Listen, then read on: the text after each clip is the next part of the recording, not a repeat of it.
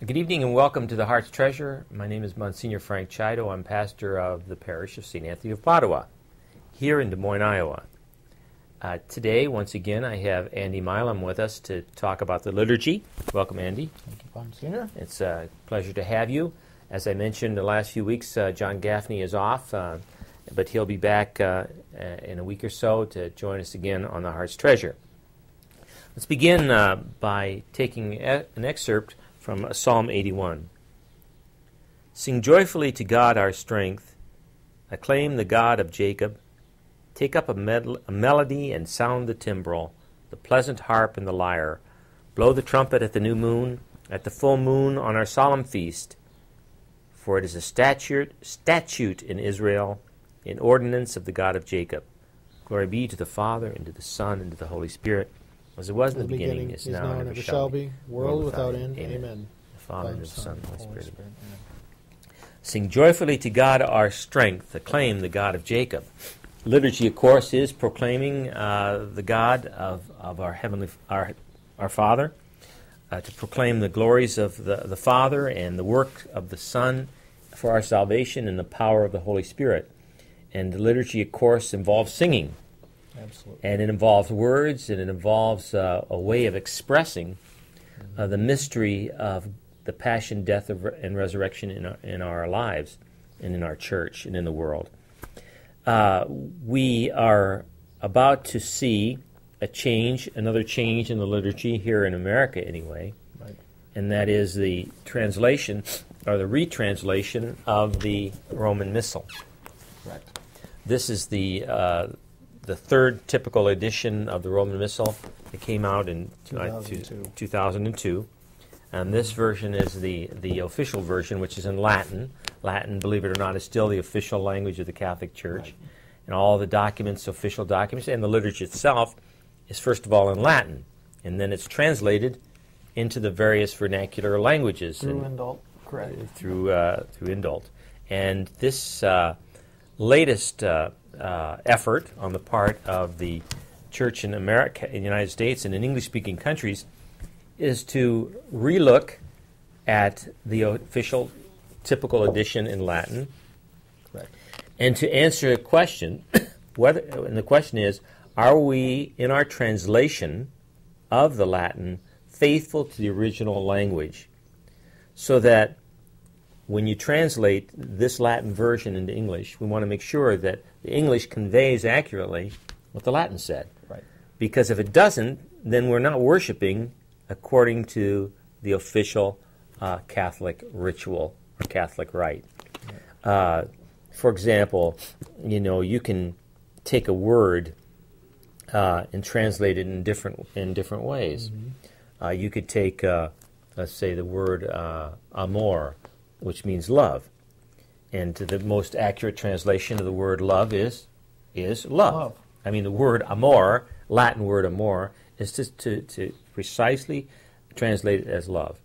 Now, if you wanted to use a loose translation, mm-hmm. you could say it means to care about somebody, right, or to have affection for somebody. Well, those are ways of kind of conveying the meaning of the word love, but it's not as precise a definition, because the word amor does not mean caring about one another, right, or just being affectionate. It means, the word amor means love.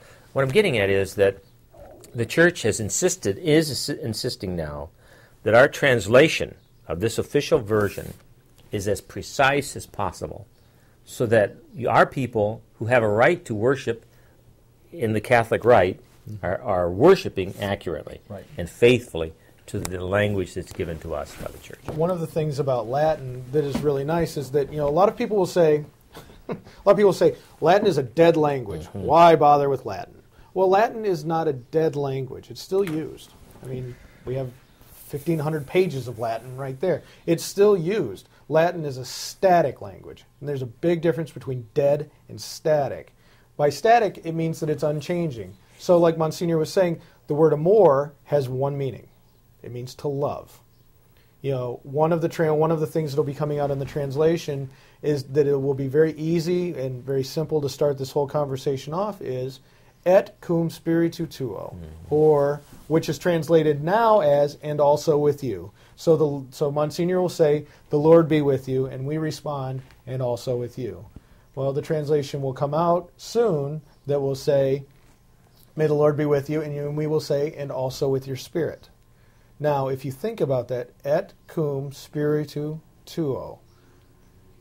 Et, and, cum, with, to, your, spiritu, spirit, tuo, which is the use of the personal you. So, your. So as that comes out, it becomes more of a literal, more of a proper translation of what the Latin intends to bring about. And that's where it's not being unfaithful, it's not being rigid, it's not being closed-minded, it's being precise. And I think that that is something that the church intended for the liturgy, as we've been talking about for the last couple of weeks, through Sacrosanctum Concilium, through the various conciliar and post-conciliar documents that came out after Vatican II. It's all they've asked for. You know, there's a saying that's kind of running around in the more traditional circles now that says, say the red, do the black. Say the red, do the black. If you say the red, if you say the black and do the red, I think I got it backwards, didn't I? Yeah. Say, do the red and say the black. Do the red and say the black. Then you're being faithful. And that's all they're asking for. And so by doing this, they're saying, now we want the translation to do the same thing. Mm-hmm. We want the translation to do the same thing. The reference to the black and the red, if I may, is in the Missal, it gives, it has two type colors. The words that you speak are printed in black, but the instructions about what to do are in red. They're called rubrics. So in this Missal, it'll put in red, the priest stands at the altar. And so that's what you do. It's in red. Then in the color black, it'll say, and the priest says, in red it'll say, the priest says, and in black it'll say, the Lord be with you. So it's two different. That's what you're referring to. Right. So in traditional circles, it says, be faithful to doing the red and saying the black. That's what's referring there. But what the point, of course, is that we want to be faithful to what the Missal actually says and tells you to do. Because the liturgy is not something we own, and that's an important thing to keep in mind, that the liturgy is not something I own as a priest. It's not something a particular parish owns and can do with what it wants, or a diocese, or it's not a possession of the bishop. It's not a possession even of the Pope. It belongs, first of all, to Christ, and then he's bequeathed that to the church as a sacrifice of praise.